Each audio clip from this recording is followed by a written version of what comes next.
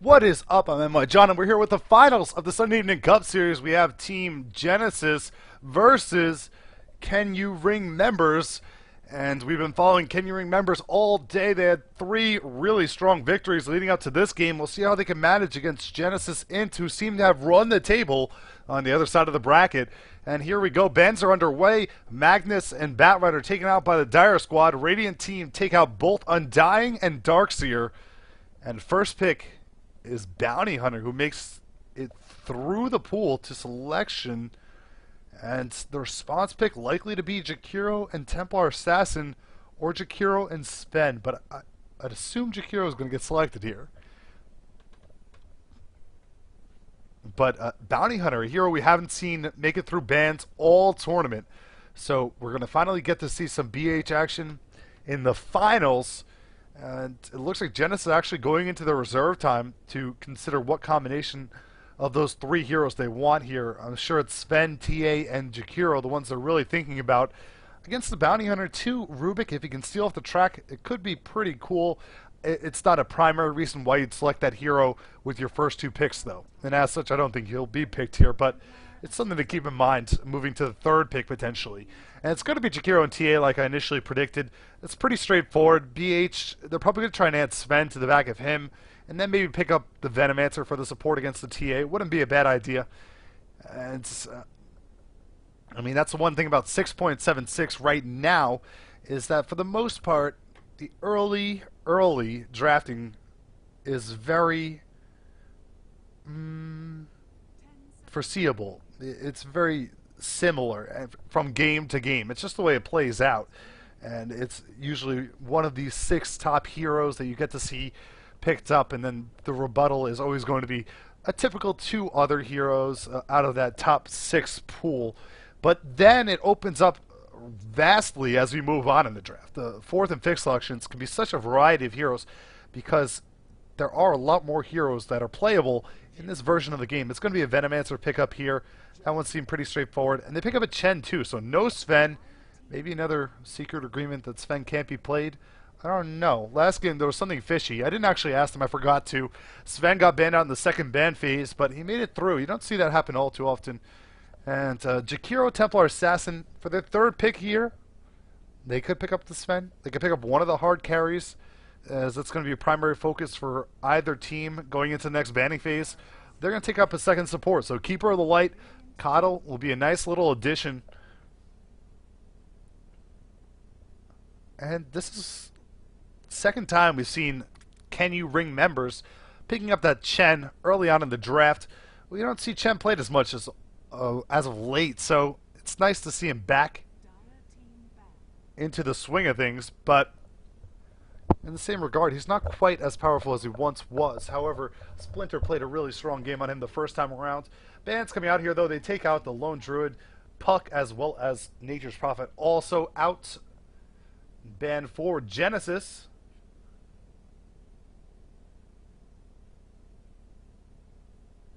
And they're going to take their time on this ban. They were flying out for a moment there, but a little bit of a stall. And Lone Druid is an interesting ban. I guess he poses the threat of aggressive tri-lane early push, but you wouldn't want to do it into Keeper Light anyway, so I don't know what the primary reason was. No Tide Hunter, of course, one of those main teams that still runs him, but we haven't seen him quite yet in this tournament, and I don't think we would see him now. Juggernaut is going to be taken out by Genesis, and then Tide taken out by Can You Ring members. Now the final ban for Genesis before we get back into picks. I'm NYJohn, Sunday Evening Cup Series Finals. We're about to finish up the picking here. Thank you for everyone who's been tuning in throughout the course of the day. I appreciate it. Fifth and final ban for Genesis. Coming up in a moment. There it is, Brewmaster. So they decided to take out that Panda. And now Windrunner selected up immediately by the Radiant side. So they're sitting on Windrunner, Bounty Hunter, Venomancer, Chen. This could be a Windrunner mid again. We saw one of the games. You know, Windrunner against Templar Assassin, because of the Windrun, if you get levels in it, it is pretty good option against her because it blocks all of her damage, and of course you can escape pretty easily against the Sonic traps. So it's a nice little option to have there. And Windrunner, of course, one of those heroes that can be played in almost any capacity in the game. So versatile, can manage without good farm, can manage with extraordinary farm. And now a Faceless Void selection from Genesis. Really huge hero pick there. Void, of course, so strong. And now for the third game in a row, we're going to see an Al Capone Gyrocopter. And it's had a lot of success for the last 2 games. We'll see if it can continue. Go for the hat trick. Now the final pick from Genesis, they have Keeper of the Light, Faceless Void, Templar Assassin, and Jakiro. They have 2 supports, 1 hard carry, 1 solo mid, and they need a long lane. Beastmaster's available. He's probably one of the likely candidates. They can also go for Tide Hunter. Nope, Tide's banned out. Wrong. They can go for Beastmaster, and they probably will. Enigma made it through as well. So searching for other heroes they can pick. They're actually going to pick a Queen of Pain. So we don't see her in the long lane as often because she is very farm dependent. And as such, she has a hard time trying to find that in the long lane. It just makes sense. And I'm very curious where we're going to see. I guess it's going to be Windrunner middle. It could potentially be Bounty Hunter middle, but that would be a pretty bad matchup against the Templar Assassin. So I don't think it's going to happen. We'll see how Windrunner can match against the TA. I mean, he could block a lot of his damage, but TA is going to have a decisive advantage on last hitting. And he's going to have to try and make something out of that. So here we go. Genesis is the Dire team. We'll go through who's playing what. Chingu playing Templar Assassin. We have Medic on Keeper of the Light. Capitalist on Jakiro. Zhao Yun on Faceless Void. And Jing on Queen of Pain. For the Radiant team, we have Can You Ring members. Chen being played by Splinter. Al Capone on Gyrocopter for the 3rd game in a row. Excellion on Bounty Hunter. Rorgok on Venomancer. And that leaves Baby we were touching in the dark on Windrunner.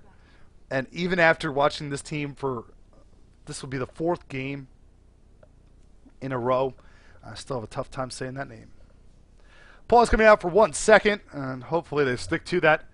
From Genesis' side, teams rotating to alternate jungles. Yet again, we've seen this opening. It looks like nobody's going to put their head out there and really take a big risk. And I am concerned for this Queen of Pain. She doesn't have all too much regeneration, only tangos to start off. I think she's going to find this lane to be much more difficult than what she anticipates.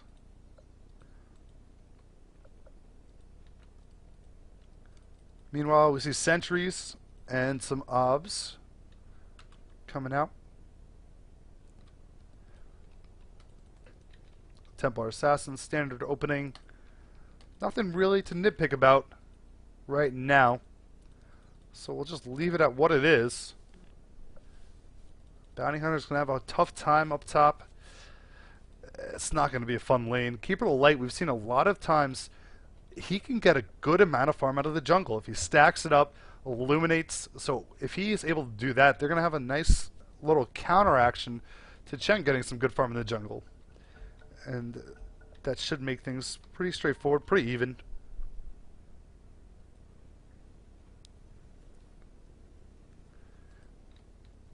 Now they're going to push out to the lane a little bit. Not find anybody, and I think shortly we're going to see the rotation back to normal lanes. More comes out from Chen, and everyone's going to make their way back. Windrunner with this opening definitely is the solo middle, so we get to see Windrunner versus TA. That's going to be a tough one. Well, she does pick up an illusion rune. That's going to help her out a little bit. Observer being transferred over to Bounty. He has to give up one of his branches, so Windrunner will steal it and put it on the curve when she takes out to her the first time, I suppose. Not a bad play. Selfless teamwork there. And here we go. Windrunner with her illusions going to make her way to the middle. TA on the high ground after getting a little bit of blocking action going up. And the first one is going to be denied. So base damage, even without refraction, 6 in favor of TA. Of course, her animation is going to benefit her as well. So a lot of different things going in her favor in this lane. But there we see the refraction taken down quickly because of the extra illusions. So nice little bonus let her start out the game pretty effectively. The invisible bounty hunter is going to rotate up here, try and block off this spawn. Sentries are available, though. We noted they were on Jakiro. He did drop one down pretty early in the lane to be able to spot off bounty hunter if he makes his way in. So we'll see if bounty hunter actually walks through that. We're going to have a re-invis from bounty. Where did he put his sentry? He actually put it for middle. So put it on the high rock. And that's an interesting play. Perhaps realize that they had some sentries. And here comes the pullout. Bounty's going to follow it, it looks like. Try and mooch some experience, maybe a last hit or two from this. Ping comes out from Keeper Light. I think he knows that Bounty is here. And will he go for the last hit? Yeah, nope. He comes out of Invis and doesn't pick up the last hit. Interesting play. Now rotation comes over. Ice Path is actually going to catch him. Bounty has to be careful here. Still one sentry available on Jakiro, but they won't be able to actually finish him off. They may drop it down here, but he should wait for his Ice Path cooldown before he does it. Middle lane, we see 6 for 3 on TA, 7 for 2 on Windrunner. So thus far, Windrunner doing really well. Jakiro's going to rotate out here. He'll walk through the rune. It's actually a double damage rune. Good rotation by the support to secure the rune for his solo. And solo has actually got a bottle on the way as well. And it looks like Windrunner's going to walk into Jakiro. Jakiro's forced to pick up the rune. Both mid laners to getting the bottle around the same exact time. Windrunner pops off the Windrun, so she dodges the auto attack damage coming out from Jakiro. And Bounty Hunter is picking up some levels here. So Faceless Void is coming over here to make sure he doesn't get the last hits. You don't usually see the carry really rotate into the pull all too often, but it's a preventative measure. Chingu on the middle lane. Misses that last hit. And no action. 3 minutes into the game so far, and nobody's been too aggressive. This is a similar build-up to what we saw last match. And Gyrocopter with that low base damage, not able to finish that creep off right away. And Venomets are going to go for a Gale, but doesn't quite convert. And as such, Queen of Pain will be able to retreat safely. I don't think even if it did hit, they'd have all too much to go on there. It would be a stretch. They'd look for a stomp from Ursa, but they need a lot of follow-up to actually convert on that kill. Bounty Hunter on the top lane. Now the lane is pushing into his tower, so he'll make his way under here and maybe pick up some last hits now. He has 1. He's picking up level 2 as well. Queen of Pain level 2 as the lane's pushing in her favor, but they're going to try and actually push through with this. Queen of Pain doesn't have Scream yet, so doesn't have any really anti-push skills quite yet, having to pick up a Shadow Strike early, and they're going to get some nice damage on this tower. Glyph is popped. They have a Catapult with the wave. Going to try and slow down the next wave. Actually, keep it light rotating. He's going to drop off and Illuminate, and that will take care of that. There goes the pushing effort. Tower does take a good amount of damage. It's still taking some extra damage from the wards, and the Catapult is taking chip shots as well. So it's going to sit around half health. Not bad for a first push attempt from the Radiant side, but Keeper of the Light was forced to rotate. That makes the top lane a little bit more safe for Bounty Hunter. He's running low on mana, kind of. So we'll see if he wants to opt to pick up maybe a bottle for himself. 4-minute rune was Invisibility, picked up and activated by Chen just now. Chen has a couple sentries. We do see TA rotating to look for it. Empty bottle. She'll be disappointed that it's not there. Windrunner, empty bottle as well. Sentry was popped up here, perhaps to spot off any oncoming Bounty Hunter action. Bounty Hunter gets his level 3. Meanwhile, Queen of Pain picks up her level 3 on her way to level 4. So she's doing a much better job than what I had anticipated. Has 10 CS at almost 5 minutes. It's pretty solid. And, you know, it's not an easy task, but she's relatively safe. I mean, she'd be put in the toughest circumstance if Chen was able to find a couple troll creeps. Because if she gets hit by a Gale and then netted up, there'll be a lot of follow-up damage from Gyrocopter. On the top lane, though, it looks like they're going to try and go on Bounty Hunter here. But Bounty Hunter able to dodge the Ice Path, and there's no more invisibility detection in the area. He knows that. He's checking the inventory constantly. And now we do see Keeper of the Light going to rotate back up towards the top lane. So we might see a second round push coming in the bottom tower sooner than later. Chen actually going to pick up his level 3. And here is a Dark Troll Warlord. So this could be what he's looking for. I don't think he's picked it up yet. I think... No, he does have it. I'm not sure what the different colors were for then. It's my mistake. Thank everyone who's joining me. I'm NYJohn. This is the Sunday Evening Cup Series presented by NYJohn. this is the finals. We have Genesis versus Can You Ring members. And it's been very quiet. 6 minutes in the game, no kills. No hints of a kill, really. Bounty Hunter got hit by a spell once. Experience is going in favor of the Radiant, but it's very slight. Minimal lead. So very even and fair where we stand right now. Templar Assassin going to have her phase up in a moment here once she gets used to the courier, it looks like. That's going to be a nice little acquisition for her. And Windrunner actually wins the rune. Picks up the illusion. Now we see Queen of Pain rotating a little bit here. We'll walk right through vision from the Radiant, so she can't make much of that. In fact, she's going to head back to her lane. Now illusion popped off, and they're going to continue to take down that refraction. And now Faceless Void does get first blood on the top lane against Bounty Hunter. So they bring up some invis detection? No. The ultimate was enough to do it. And Faceless Void also just picks up his Hand of Midas. So, wow. Things are looking good for this Faceless Void. He's leading the way in terms of CS. Now has a Midas in the bottom lane, though. We see some potential aggression. Venomous are taking a lot of shots from the tower, dropping down to a quarter of her health. And going to need to borrow a potion, perhaps from Gyro.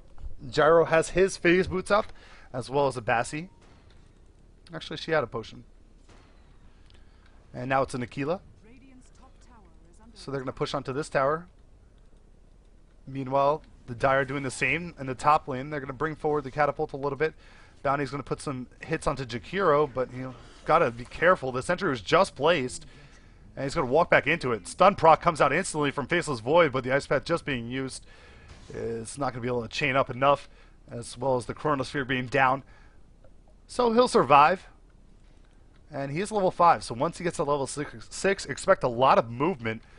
A Templar Assassin in the middle lane picks up her phase. Now 600 gold in the bank, on her way to that early blink. Gyrocopter, pretty typical build. 4-1-1-1. And Queen of Pain now has help down here. As Keeper of the Light has decided to stay down here, going to provide mana for her. And this is going to be one measure to allow her to farm better than what I anticipated, having him to spam off some extra mana. She's still only at 11 CS, which by all means is not great for 8 minutes, but surviving the entire time and getting levels, that's pretty important as well. Windrunner does opt to pick up a headdress, so going to be working towards an early mech. And now Faceless Void's going to get a track up on top of... Bounty Hunter's going to get a track up on Faceless Void. Meanwhile, bottom lane, they keep hinting at potential aggression. They bring down a third hero as Templar Assassin enters the mix. She is spotted out by the ward, so we're going to see a little bit of a back here. Al Capone as well as Rorogok are going to back up towards their tower. Chen's in the area, but not that close. And now we'll see a rotation out from Templar Assassin. Ward will spot her off as she heads back to the middle lane to continue to farm against Windrunner. Windrunner 41 for 12, Templar Assassin 42 for 11. A very even affair, and the tower is going to go down to around half health. So 2 towers at half health in favor of the Radiant. Not that that's any great accomplishment, but it's something. They haven't gotten a kill yet. Now 9 minutes into the game. Hand of God popped off to try and keep creeps alive, maybe. Middle lane, Windrunner's going to take some shots from Templar Assassin. She backs up, turns around, and going to try and take off the refraction, put some harass damage on her of her own, but won't be able to do all too much. Now Coddle's going to rotate back, perhaps to the top lane. Faceless Void has an ultimate up, so Bounty Hunter has to be very wary of whether or not he can pop out of that invis, because Faceless Void was able to take advantage of that and get the first blood through the use of the Chronosphere. Now it looks like he wants to rotate into the middle lane and try and put some damage onto TA. However, he is spotted off, or at least pinged. It could have been the rune pinged, and now they'll notice that it is gone. The Sonic Trap is going to note that. However, it doesn't look like Templar Assassin is backing up early enough, and he may have just showed himself. He's going to pop out of here. He pops off the refraction. He'll be back up in 5 seconds. In comes Queen of Pain from the side. She's going to make it a more even affair, and they're going to have to back up. Both teams are content with leaving it at no further engagement.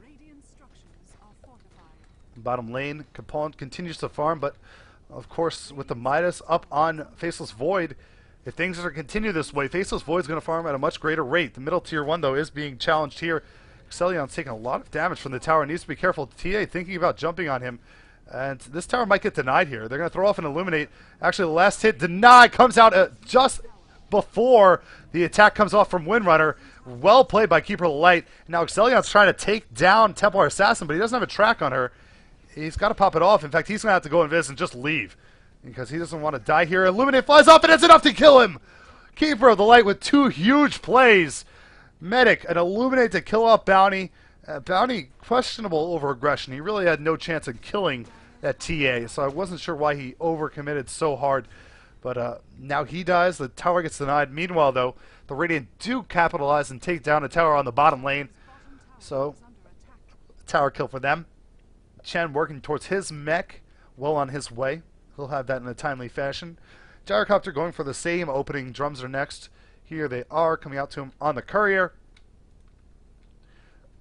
So Windrunner isn't going towards a mech. She's actually going towards a hood. I wonder if it's going to be a delayed hood, because usually if you're going, a pipe. Well, a hood and then a pipe. But if you're going for a pipe, usually you don't go it instantly. There is a lot of magic damage coming out from the Dire, and it would warrant it.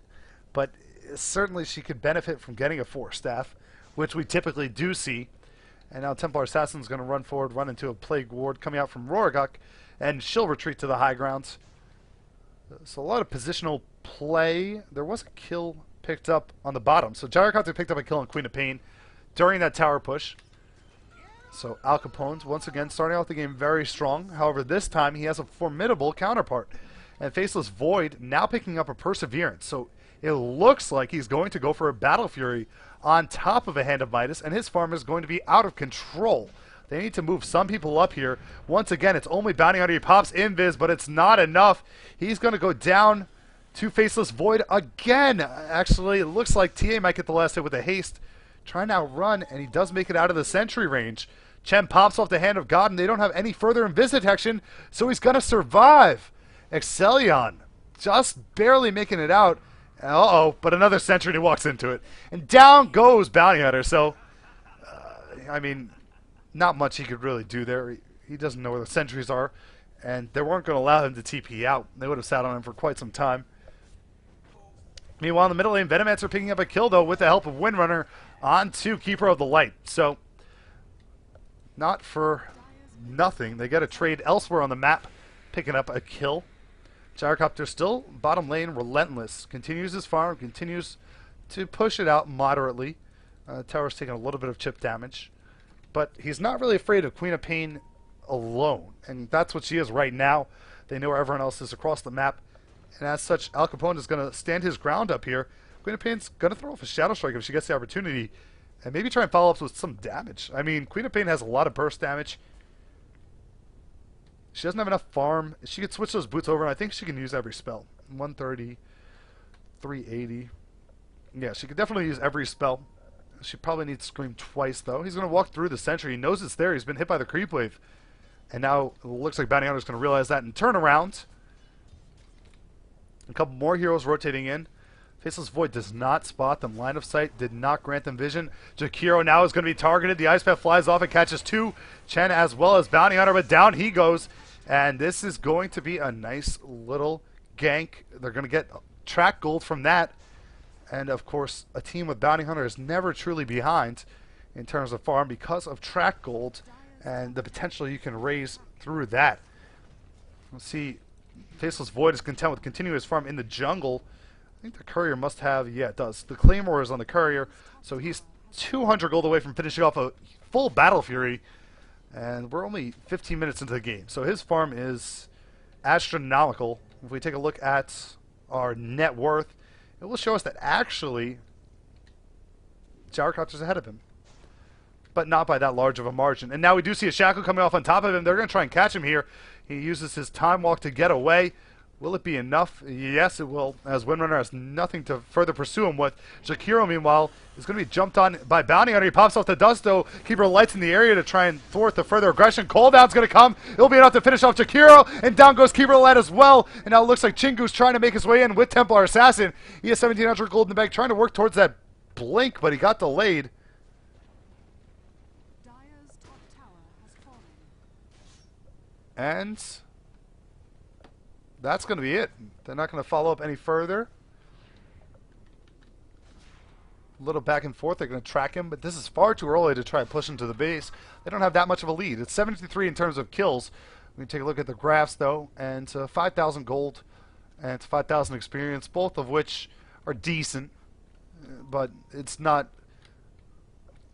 that horrifying if you're the Dire team or a fan of the Dire team. And then we see 1,900 gold in the bank of Templar Assassin. She needs to get that blink up before the next fight. Ideally, if she drops, it's going to really slow her down even further. It's already not ideal, considering it's taking her this long. Rorgok's going to pop off an ultimate and run into Queen of Pain. Queen of Pain doesn't have a blink, 4 more seconds. She may drop here, and she, in fact, will be taken down. Meanwhile, on the back end of the play, Excellion in the middle of 4 heroes from the Dire. Ultimate flies off from Faceless Void. Faceless Void trying to do some work here on Al Capone and is able to finish him. And now another huge Illuminate comes in, takes down Chen. A huge Ice Path catches 2. Faceless Void has to jump in 4 seconds. He's going to try and finish off Venomancer. They have enough speed from track to maybe kite him. Venomancer doesn't have a Gale for still a decent amount of time. And there's another Illuminate. Takes down the Venomancer. And now Windrunner just needs to try and make it out of here alive. And she will be able to do so. So, going into that, there were 7-3 in advantage. Now it's 9-7. So a 4-2 fight in favor of the Dire. Really well played there, taking full advantage of the damage output from Keeper of the Light. I mean, he got wonderful Illuminates off, and the way the fight was sectioned, they had focused all their resources on Queen of Pain, that is the Radiant, and the Dire had focused all the resources on Bounty Hunter. And not having Bounty Hunter is really damaging for the team fight of the Radiant. Here we go. They're going to jump on top of Jakiro again. A huge shackle is going to catch 2. The cooldown and Queen of Pain's going to get melted. 2 heroes taken down instantly. And Gyrocopter and Queen of Windrunner are able to combine for that. Well played. Keeper of the Light now working towards that mech. In fact, he has it completed in his inventory. He just needs, I believe, a chainmail. They're going to take down this tier 2. So, after losing a pretty big team fight, they're able to turn around, get 2 more kills, and take down the tier 2 just like that. It looks so easy for the Radiant team. And, I mean, don't want to place blame on anybody, but you got to feel like Jakiro may have sabotaged Queen of Pain's effort by walking back and setting up that perfect shackle on him. Or maybe it was Queen of Pain walking into the path of Jakiro. The one way or the other, it was poor communication because they set themselves up for Windrunner to take them down. And now we do see a push in the bottom tier 2. It's going to go down to below half health pretty quickly. Illuminate will fly in a moment. It's going to deal a lot of damage, take down a lot of creeps. But the tower is dead. And that minimal gold lead at 5,000 is now growing steadily with 2 more tower kills. And got to be concerned. And this is what Al Capone has done all day today. SECS, Al Capone has dominated. He's just farmed so well. We can see he's at 116 CS. He has 6 kills and 1 death.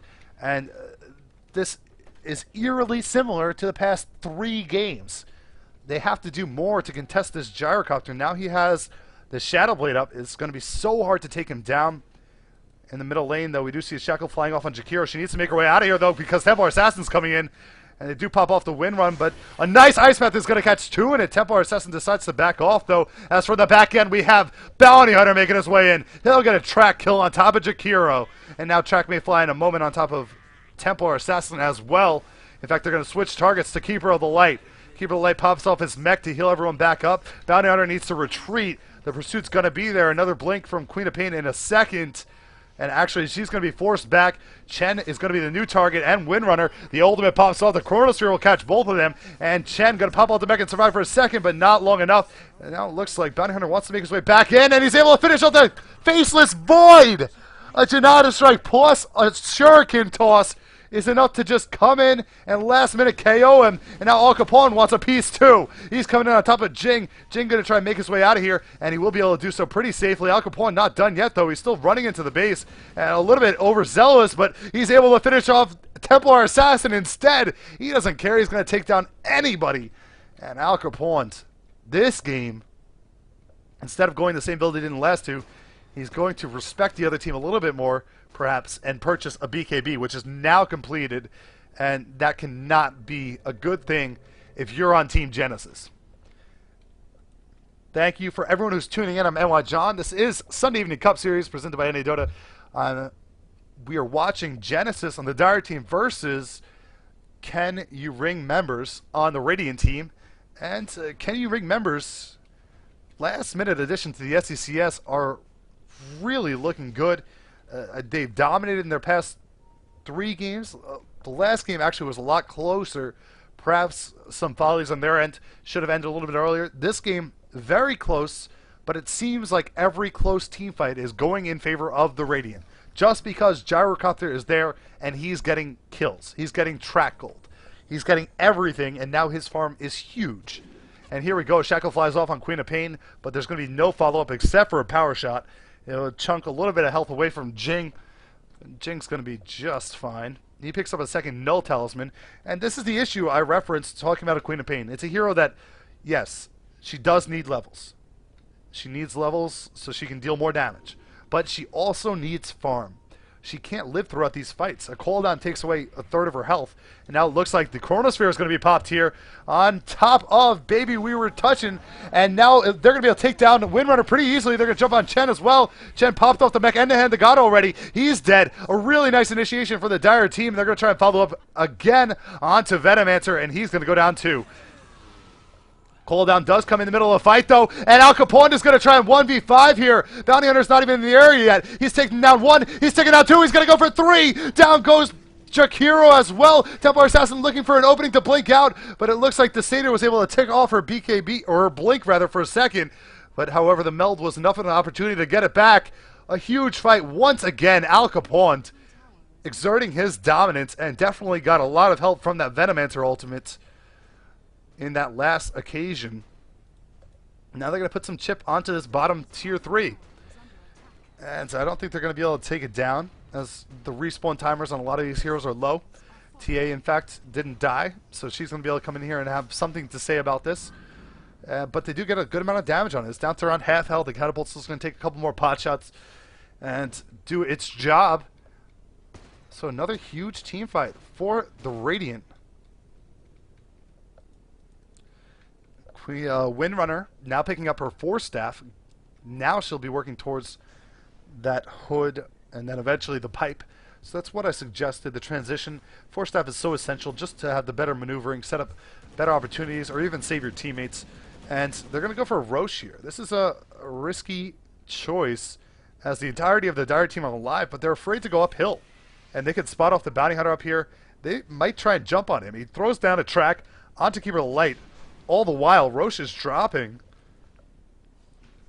But now the Radiant know that there are sentry wards uphill there. And down goes Roche. Al Capone picking up the Aegis here. He's going to come back in towards the middle lane. And, I mean, they have enough trouble taking him down once.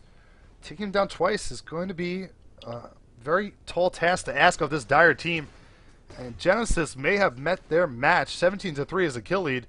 This push may go into the base. Bounty Hunter opting to pick up a Demon Edge. Really getting ambitious with this item selections.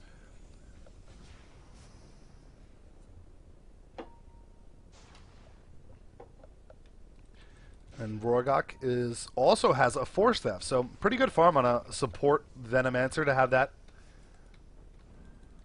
Very beneficial for your team.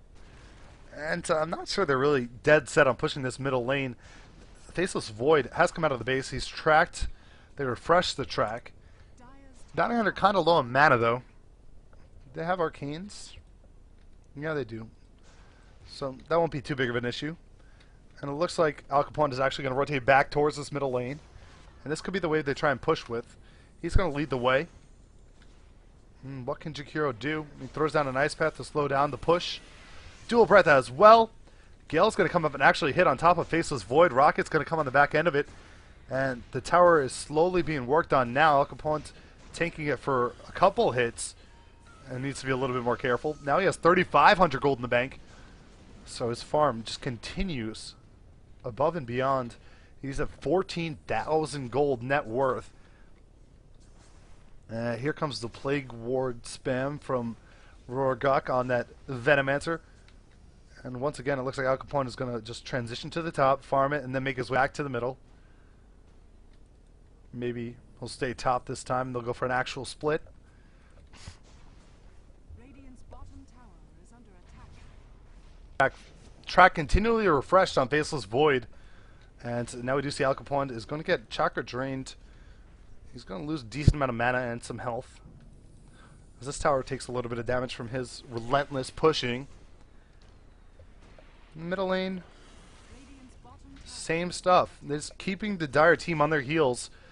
No one on the Dire is getting good farm out of this. Faceless Void, he still has a Midas, so he's still getting money, but not at the rate that he wants to, considering he invested into a Midas and a Battle Fury. A Battle Fury is a farm catalyst. It's not a damage item.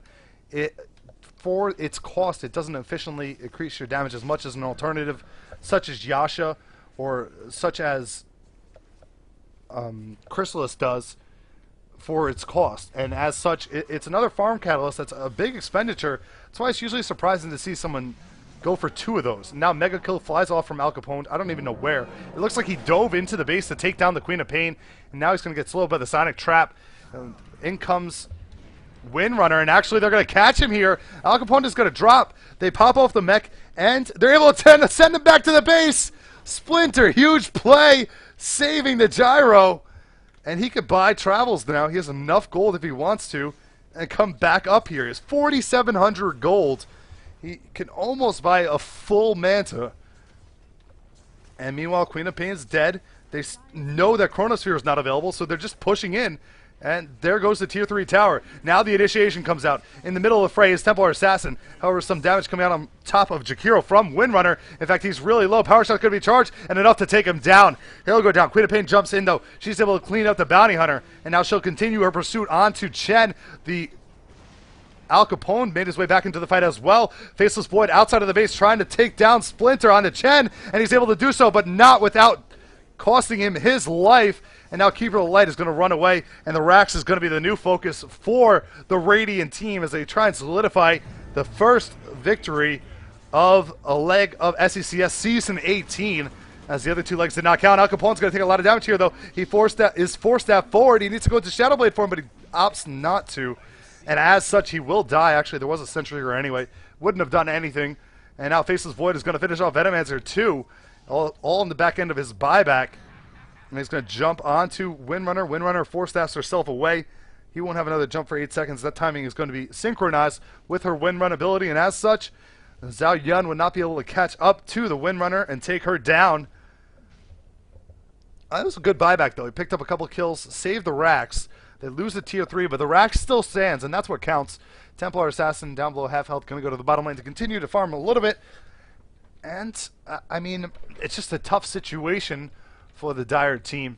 And you can see Gyrocopter now 5,400 gold. Roche is going to be back up in 5 minutes. So the dive to take out the Queen of Pain, interesting decision. She's not that valuable a hero at this stage of the game. He essentially sacrificed his Aegis and his life for that one kill. It could definitely be a questionable decision. One of the only decisions from Al Capone in the entire SECS tournament today that I'd call into question. But it did open the opportunity to take down a tier 3 in the middle, as well as get some damage on the Rax. Pretty minimal, though. And now Excelion's going to run into Zhao Yun, who's a long way away from his team. Track will fly off on him, and no further pursuit. Bounty Hunter's just going to make his way out of here.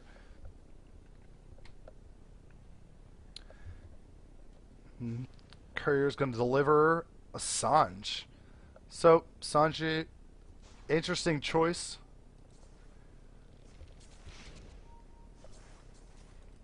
Windrunner does finish off the entirety of the pipe. And it looks like Venomancer really close to finishing off a Yule's. We also have Al Capone decides to buy up his whole Manta. And now working on buyback gold, almost certainly. He is level 20, so buyback pretty expensive. Thank you for everyone who's joining me. This is the SECS Finals, and today they are best of 1. So this is it. What you see is what you get. 21-17 is the kill lead. Does not tell the story of the game. Gyrocopter's had everything go his way, and 12,000 gold is the gold lead for Team Can You Ring members. And a last-minute addition to the SECS full of ringers. It looks like they're in a prominent position to perhaps take the win and put themselves in a nice spot moving forward. As I mentioned, this is officially 18.3, I believe, is the leg of the tournament, but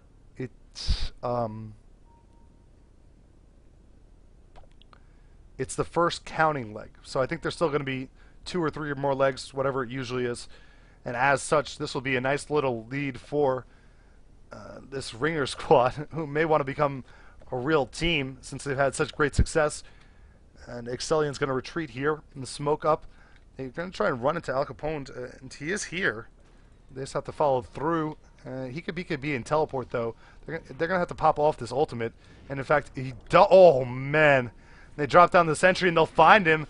They use a chronosphere, and it looks like a gyrocopter just not quite able to make it out of that one. It was close. The chronosphere missed, and he almost juked them so hard, but perhaps another slight itty-bitty mistake, farming their jungle for too long. Bounty Hunter knew to retreat. He maybe overstayed his welcome. But the rest of his team are spending the time farming, and farming well at that. 1,000 gold in the back of Windrunner. We also see Chen able to finish off an Aghanims. Aghanims on Chen so huge, taking that cooldown down so low. It allows for such effective pushing, and the style of pushing they've been doing. It's the relentless assault where you just try and get some chip damage, work your way back, get some more damage, and then eventually commit. Chen's ultimate being on a 30-second cooldown really does cater to that style. And let's see, did he get enough for buyback? Yeah, so he could have bought back if he needed to. So it was a safe death, kind of. And now Bounty Hunter is going to poke forward a little bit. Needs to be careful. And actually Faceless Void going to jump into his base. I believe he was spotted off by the Sentry Ward. So Bounty Hunter has dropped 5 times this game, but I mean, Queen of Pain, 7 deaths. And it's kind of what you expect, because you can look at it. We're 33 minutes in the game, and our farm is a point booster and a couple of talismans. That's just what happens in a long lane Queen of Pain. If you put the Queen of Pain as a solo in the safe lane, let me hold that thought. We have an initiation here. Chronosphere on top of Windrunner. Windrunner gonna drop before she can. Oh, Yules! She might live, but the Ice Path is enough to hold her in place. And it was a good attempt, but all in vain. Another nice pickoff, but they did expend a Chronosphere for it. Now Al Capone is going to rotate back towards the middle. And he's going to get spotted off again. Al Capone going to pop out the BKB and just try and 1v5, but it's not going to work out this time. He's going to go down, and this is the 2nd or 3rd time in a row that perhaps he's made a mistake, and this is going to be an opening. I mean, we already mentioned Faceless Void. He picks up an Aghanims. So decrease the cooldown and increases the duration. Duration for his ultimate is now 5 seconds. Cooldown at 60 seconds. And now we see Roshan is alive. So great opportunity for Genesis. And I was pretty much pronouncing them dead, but it looks like they've worked their way back. Bounty Hunter going to get drained of all of his mana. He'll also eat and illuminate.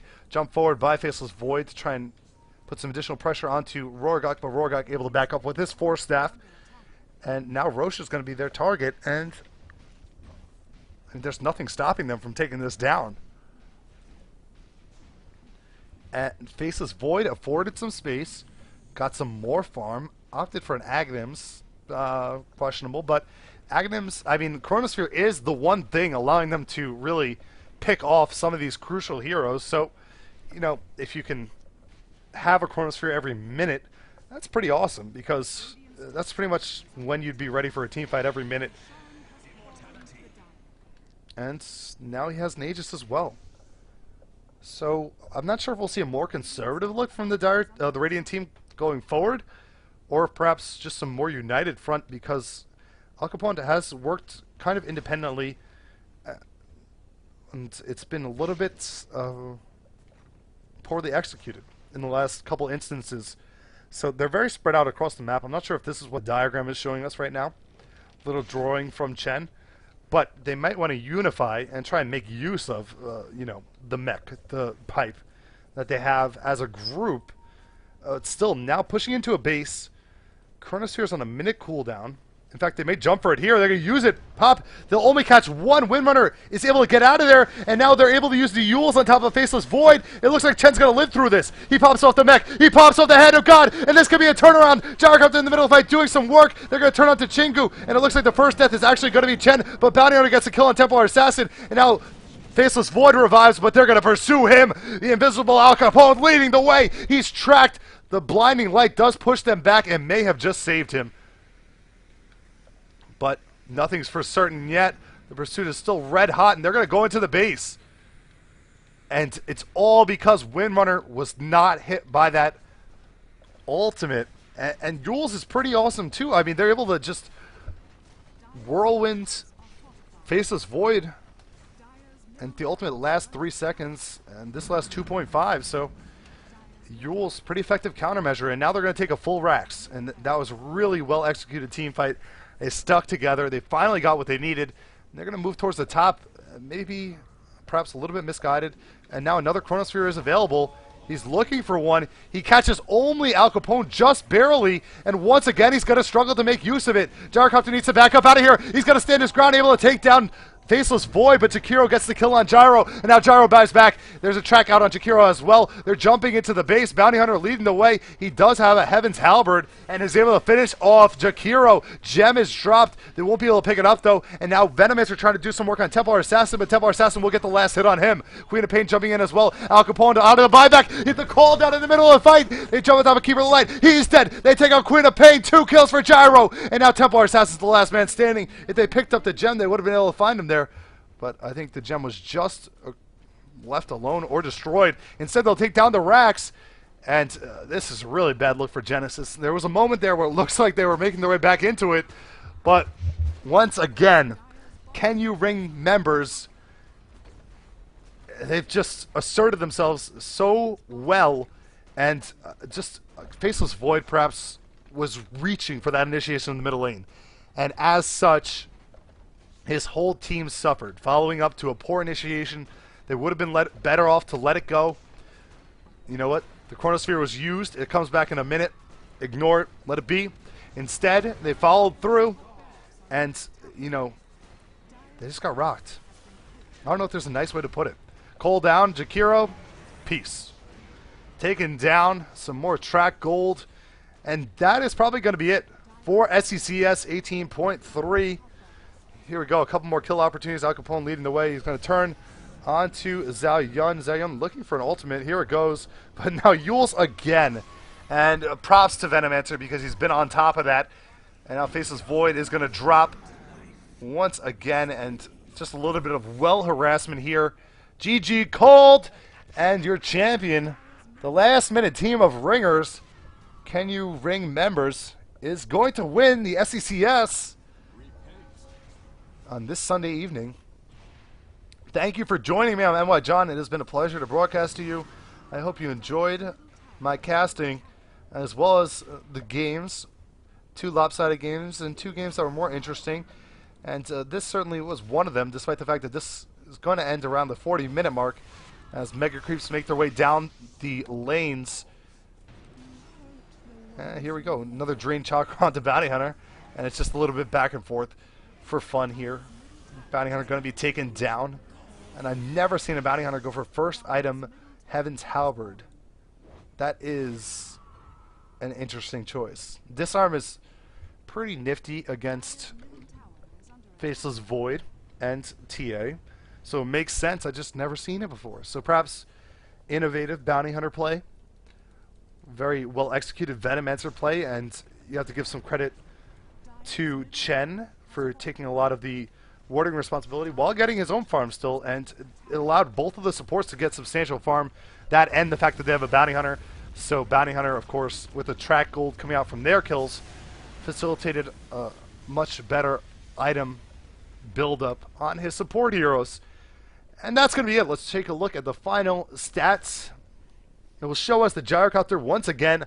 Al Capone with an amazing tournament. He had 284 last hits, 695 gold per minute, and his average for the entire SCCS has to be pretty much around that, 700 for 4 games. If this was the fantasy Dota, whatever that was, he'd probably be winning. I mean, that much can be said for certain. And that's pretty much a wrap for it. I mean, there's nothing really to overlook at. I mentioned TA a couple times. I mean, Queen of Pain a couple times this game. I don't like the Queen of Pain off lane unless you put it in the safe lane and then run an aggressive try or some kind of mix-up like that. She can definitely solo a safe lane well, but soloing a long lane, she needs farm. Whatever item you want to build with her. There's tons of options, but she needs that item. And she couldn't get it going this game because of that and the poor circumstances. It's not necessarily the player's fault, as I like to say. But either way, Can You Ring members has won, and that's going to be a wrap. Thank you for watching. I hope you enjoyed the broadcast. Be sure to follow me here on Twitch. If you did, I appreciate any support like that. Of course, check out myself on Twitter. I have like no followers. I have 8, I think, and they're really nice people. I appreciate all of them. But it'll be cool if I can get more followers. So at NYJohn TV. And these VODs will be available on YouTube eventually. YouTube.com/NYJohn TV. And that's going to be it. Thank you once again, and enjoy the rest of your Sunday.